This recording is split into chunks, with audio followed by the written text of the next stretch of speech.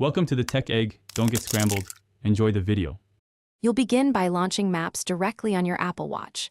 Tap the Maps icon or press the digital crown and find it. This gives you quick access. Make sure your paired iPhone is nearby because it supplies cellular, GPS, and detailed route data when needed.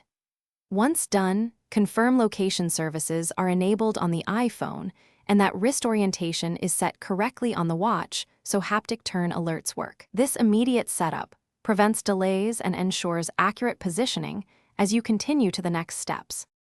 Next, request a route using Siri or the on-screen search. Say directions to followed by the place name or use dictation to type. Select walking, driving, or transit by tapping the transport icons so Maps computes the correct route type. Tap a route preview to view ETA, distance, and turn-by-turn details. This is helpful for planning. Start navigation and rely on haptic alerts and the digital crown to zoom the map. These confirmations keep you oriented without needing to take out your phone. To finish, end navigation by swiping up on the route screen and tapping End, or press the side button to return to the watch face. If a route won't load, toggle airplane mode off and on, then reopen Maps. That refresh often restores GPS and data.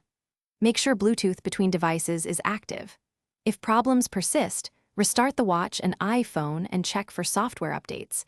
This resolves most connectivity or map rendering issues. That single troubleshooting tip usually gets you back on track quickly.